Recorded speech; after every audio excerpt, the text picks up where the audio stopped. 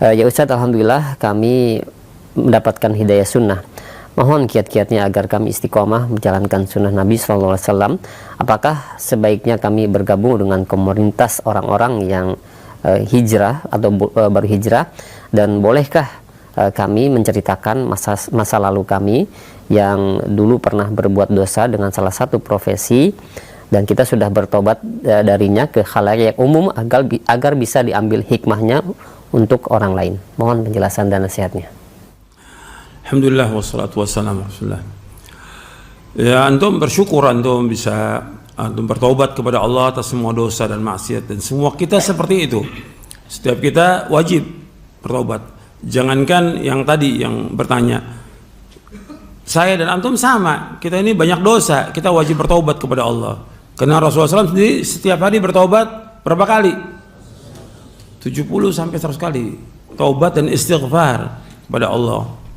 Jadi kita terus bertobat atas semua dosa, dan Allah memerintahkan kepada orang beriman, wa tubu ilallahi jami'an ayyuhal mu'minuna la'allakum tuflihun. Tobatlah kalian wahai beriman semuanya agar kamu menjadi orang-orang yang beruntung. Jadi kita tobat, tetap kita harus bertobat kepada Allah. Dan bagi antum yang baru hijrah, antum bergabung dengan kaum muslimin, jangan bikin komunitas sendiri, Jangan bikin komunitas orang-orang yang baru hijrah, nanti akan kembali lagi tuh nanti. Nggak lama tuh umurnya, nggak lama. Tobatnya nggak lama. Karena orang bertobat seperti dijelaskan oleh Imam Ibnu Qudamah Al-Maqdisi dalam kitabnya Mukhtasar Minhajul Qasidin. Ada orang-orang yang tobat terus di istiqomah tobatnya sampai wafat. Gitu. Ada orang yang dia tobat cuma sebentar doang, sebentar aja tobatnya, nggak lama balik lagi dia, sampai dia mati tetap maksiat lagi, sampai dia mati dengan su'ul khatimah. Ada lagi yang dia tobat balik lagi, tertobat lagi balik, ini main. Kemungkinan dia untuk su'ul khatimah sangat mungkin. Gitu. Karena apa? Karena al-khawatimu mirathu as-sawabiq. Bagaimana dikatakan oleh Imam Ibn Rajab Al-Hambali dalam kitabnya Jami'ul Ulum wal Hikam, bahwa akhir kehidupan seorang tergantung dari warisan sebelumnya, bagaimana dia berbuat. Maka jangan ceritakan perbuatan dosa itu kepada orang lain, jangan. Nanti antum nggak diampunkan oleh Allah, karena Nabi bersabda SAW dalam hadis yang sahih, kullu ummati mu'afan ilal mujahirin. Seluruh umatku akan diampunkan dosanya kecuali mujahirin. Mujahir orang yang menampakkan dosanya, menceritakan dosanya kepada orang. Dia malam berbuat dosa, ditutup sama Allah karena nggak ada yang tahu antara dia dengan Allah dia berbuat dosa. Paginya dia ceritakan, saya tadi malam berbuat ini. Ini orang nggak diampuni oleh Allah. Kullu ummati mu'afan illal mujahirin. Semua umatku akan diampunkan kecuali orang yang mujahir, terang-terangan dia berbuat dosa. Gimana terang-terangan? Nabi yang menjelaskan SAW. Malam dia berbuat dosa, paginya atau siangnya atau besoknya atau lusa diceritakan pada orang lain. Saya kemarin berbuat dosa. Tutup dosa itu, tutup. Jangan diceritakan pada orang, jangan. Sebagaimana kita berbuat kebaikan kita tutup, apalagi berbuat dosa. Tutup, jangan ceritakan. Saya juga heran, ada ustadz yang menyuruh orang yang baru hijrah, coba antum ceritakan dong, gimana pengalaman antum. Loh, kok ceritakan pengalaman dia main musik, perjalanan dia? Ini kan kebodohan, ketololan ini. Gitu. Gimana kalau dia pelacur? Suruh cerita. La haula wala quwata illa billah. Ini bodohnya kuadrat ini ustadz ini. Karena ustadz artis, ya gabungnya dengan artis gitu. Nggak benar, tutup gitu. Sekarang kalau antum mau istiqomah, ya antum belajar, bergabung dengan kaum muslimin. Jangan bikin komunitas sendiri, jangan gabung dengan kaum muslimin. Ngaji Quran wa sunnah ala fahmi salaf. Udah ngaji. Jangan bikin satu majelis taklim bikin sendiri, nanti bikin lagi. Ini banyak majelis taklim juga, bukannya manfaat, banyak mafsadah, mafasid katsirah. Itu kerusakan yang banyak. Gabung dengan kaum muslimin. Ini kalau saya mau cerita majelis taklim banyak dah. Dan saya udah memberikan nasihat kepada mereka. Saya pernah cerita, saya pernah ngumpulkan majelis taklim untuk ibu-ibu berapa? 150 majelis taklim. Dan saya udah memberikan nasihat. Antum gabung semuanya yang bikin. Saya ingat ada 7 tahun yang lalu, saya diminta untuk memberikan nasihat kepada majelis taklim ini. Saya bilang jangan banyak-banyak, satu majelis 2 aja. Nggak mau ibu-ibu 3, 4 gitu. Berapa ratus yang ada waktu itu. Saya bilang gabung. Buat apa bikin banyak begini? Ini kan kalau udah begini majelis taklim, yang ada apa? Yang ada untuk bisa ada pengajian itu ada apa? Donasi, minta duit. Ini ngerusak dakwah salaf, merusak ini.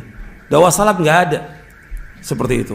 Dakwah salaf jalan dengan harta sendiri dan diri sendiri untuk memperjuangkan agama ini. Maka antum ngaji, tadi yang tanya itu ngaji, belajar bersama kaum muslimin. Jangan bikin grup sendiri, jangan. Ini kan banyak nih majelis taklim. Ada apa aja namanya macam-macam. Pakai nama, ada yang pakai bahasa Inggris. Apa stranger apa namanya lah. Apa nggak tahu dah. Pokoknya kok antum bikin pengajian seperti ini? Majelis taklim apa ini? Gabung dengan kaum muslimin, gabung semua, kaum muslimin. Di situ majelis taklim antum belajar, duduk belajar. Karena kita ingin jadi orang baik, kita jangan jadi orang soleh. Kita pengen dihapuskan semua dosa kita oleh Allah. Kita ingin masuk surga, gitu. Kalau antum kumpul dengan teman-teman antum, nanti setan goda lagi. Masa cuma begini, balik lagi dong. Saya pernah dulu, bukan sekarang dulu, saya punya teman, dia taubat sampai dia belajar, kemudian dia ngajar teman-temannya yang rusak dari Islam Jamaah, dia ajarkan karena dia kumpul sama teman-teman yang lama. Dia bekas pemusik, masih tuh paginya ngajar, malam main musik dia. Ini terjadi seperti ini, dan saya tahu, dan sekarang juga masih ada yang seperti itu. Kalau itu saya tahu sendiri, karena saya lihat itu. Kalau yang sekarang mungkin banyak juga yang seperti itu. Antum jangan udah tobat, tinggalkan semua. Memang ketika antum tobat, ya digoda sama setan. Nggak ada orang yang tobat nggak digoda sama setan, tidak ada. Pasti digoda sama setan, dan pasti diuji sama Allah. Karena Allah ingin uji benar apa tidak tobat kita, jujur atau tidak tobat kita, ikhlas atau tidak, diuji sama Allah. Diuji dengan berbagai macam kesulitan, sulit dia, mesti diuji dengan kesulitan. Ya, yang paling jelas nggak ada maisha. Kan lu dia bekas pemusik, berperan sebagai ini, masih banyak duitnya kan. Begitu dia berhenti, mau ujian tuh. Dari istrinya, dari anaknya, dari orang tua. Itu ujian tuh, berat itu ujian itu. Tapi jalani, antum ngaji terus, sabar. Rezeki pasti kasih Allah, karena Allah sudah bagi rezeki ini. Pasti. Bukan berarti antum taubat seperti orang yang dia kerja di riba ya, bank riba atau yang lain yang riba. Kemudian dia berhenti, itu berat itu cobaannya. Dari istrinya, dari orang tuanya, dari anaknya, dari keluarganya, dicela, dicaci, dimaki, belum lagi yang lain. Dan gak ada duit sama sekali. Tapi sabar, minta kepada Allah. Karena yang punya rezeki Allah, bukan manusia. Sabar dan terus belajar. Yang paling penting di sini belajar. Antum nggak bisa baca Quran, antum belajar baca Quran. Dan setiap hari minimal antum baca 1 juz semuanya nih. Saya ingatkan kepada yang ngaji. Semuanya minimal 1 juz, kalau bisa 2 juz untuk baca Al-Quran setiap hari. Karena itu nasihat Rasulullah SAW, suruh baca Al-Quran setiap hari 1 juz, hatamkan setiap bulan. Kalau bisa 2 juz, kalau bisa 3 juz. Terus baca buku-buku yang bermanfaat dan antum ngaji, datang masa. Setelah itu amalkan semua karena Allah. Dan jangan antum tobat ini ingin seperti waktu antum berbuat dosa. Apa? Semuanya ingin diambil gambarnya. Kan banyak ini ustadz jadi apa? Artis. Kemana aja makan diambil gambarnya, jalan diambil gambarnya, Antum ini gimana? Kalau antum ceramah, dia nggak salah, antum menyampaikan ilmu. Tapi antum gerak, antum makan, jalan. Sekarang lagi makan, diambil gambarnya, disebarin lagi. Dilihat oleh semua orang, laki perempuan. Lihat. Ini nggak benar seperti ini. Jangan, antum tutup itu. Bahkan kalau perlu antum belajar lagi, mondok kalau perlu. Belajar Quran, Sunnah, Fahmi Salaf, mondok. Belajar agama dengan sungguh-sungguh dan untuk mengamalkan agama Islam ini. Karena yang paling penting bagi kita, bagaimana kita selamat dari azab Allah, bagaimana kita bisa masuk surga. Itu tujuan hidup kita. Sudah tinggalkan semua. Biasanya kadang-kadang orang yang artis kan dia biasa manggung kan. Kalau manggung ingin apa? Ingin dilihat oleh orang. Nah kadang-kadang begitu tobat pengen juga dilihat sama orang. Ini nggak benar seperti ini. Udah tutup semuanya. Semua kejelekan tutup, semua kebaikan nggak tutup. Itu perkataan siapa? Imam Abu Hazim Salamah bin Dinar. Uktum hasanatika kama taktum sayyiatika. Itu disebutkan oleh Imam Dhahabi dalam kitabnya Syiar Alamin Nubala. Uktum hasanatika kama taktum sayyiatika. Tutup kebaikan kamu sebagaimana kamu juga menutup kejelekan kamu. Jangan ditampakkan kepada orang kebaikan kita. Tutup semuanya. Dan kadang-kadang udah begitu ingin tampil lagi. Dan banyak sekarang yang tobat bukannya belajar, enggak. Bikin apa? Kegiatan sosial, bikin ini, peduli ini. Antum nggak disuruh belajar. Itu. Ada lagi. Oh sekarang ini ada orang berikan amanah ini kita untuk menyalurkan zakat. Loh aduh masalah harta lagi. Ini antum bakal makan nanti harta kaum muslimin. Ini amanah, berat amanah. Biarkan aja ulil amri, jangan urusan antum, ngurusin begini. Antum ini tugasnya belajar. Udah. Dan ini saya ingatkan semua, bukan hanya antum. Saya sudah sampaikan pada pekan yang lalu. Hatta kepada ustadz, berapa ustadz. Hatta pernah saya ketemu dokter, saya bilang antum belajar. Antum gak punya ilmu, belajar. Karena itulah yang dianjurkan oleh para salafus saleh.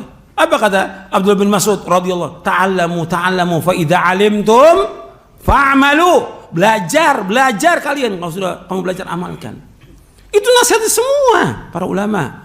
Bukan nasihat saya, para ulama salaf. Antum baca nih di buku ini. Menuntut ilmu dalam surga. Belajar gitu. Bukan tampil, bukan jadi ngurus. Ini kan sekarang enggak, baru tobat sudah apa? Ngurusin ini. Tobat. Antum enggak ada kewajiban, antum belajar. Itu urusan biarkan oleh pemerintah atau orang-orang umum. Karena antum ingin selamat. Jadi jangan setan ini membisikkan kalau udah tobat diangkat. Ada yang tobat sekarang apa? Tobat nih umpamanya dari pendeta atau biarawati. Tobat untuk belajar mengamalkan Islam. Tobat jadi apa sekarang? Penceramah, dia gak punya ilmu. Faqidu syai' la yu'ti. Orang yang gak punya sesuatu gak akan bisa menyampaikan. Ada cerita apa? Cerita tentang gereja, cerita tentang Injil. Apa manfaatnya buat umat Islam? Gak ada manfaat, sama sekali gak ada manfaat. Antum belajar tentang Quran wa sunnah, apa misalnya belajar. Ini banyak. Nah sekarang umat Islam kan awam, yang terbanyak bodoh. Udah dia ceramah kan gembira kan, ada pendeta masuk Islam. Dalam zaman dulu biasa aja. Nggak ada orang disambut, nggak ada orang tobat disambut, nggak ada. Sama seperti yang lain. Antum tobat untuk antum sendiri di hadapan obat dari kiamat. Nggak ada orang tobat disambut, suruh jelaskan, nggak perlu. Tobat diam udah, sembunyi. Mudah-mudahan Allah mengampuni dosa kita agar kita masuk surga dengan sebab itu. Nggak disambut, nggak ada. Gitu. Saya pernah ketemu orang dari LDI dulu, ya 35 tahun yang lalu dulu. Saya ketemu tokoh ini di LDI. Dia keluar, terus dia bilang, saya ini ke lembaga dakwah nggak disambut. Nggak, dalam Islam orang tobat disambut. Antum udah banyak dosa nih. Antum ikut aliran sesat Islam Jamaah. Antum tobat kepada Allah Ta'ala. Sudah urusan antum dengan Allah. Antum ingin selamat. Antum sudah nyesatkan banyak orang dengan ajaran antum. Tobat kepada Allah. Antum belajar lagi Quran dan Sunnah, belajar tentang salaf, kemudian antum amalkan untuk istri antum, anak antum. Antum cari selamat dunia dan akhirat. Jangan minta penghargaan manusia, jangan. Manusia nggak bisa menyelamatkan kita dari adab Allah. Siapapun kita nggak akan bisa menyelamatkan adab Allah. Nggak bisa. Hatta di orang yang dekat dengan Rasul nggak bisa menyelamatkan. Yang bisa menyelamatkan adalah Allah. dan juga amal-amal kita yang saleh, yang ikhlas dan jujur dan ittiba kepada Nabi SAW. Jadi ini yang bisa saya sampaikan, mudah-mudahan sebagai nasihat untuk saya dan untuk antum sekalian, mudah-mudahan bermanfaat. Wassallallahu nabiyana Muhammadin sallallahu alaihi wasallam, subhanakallah bihamdik, asyhadu an la ilaha illa anta astaghfiruka wa atubu ilaik. Assalamualaikum warahmatullahi wabarakatuh.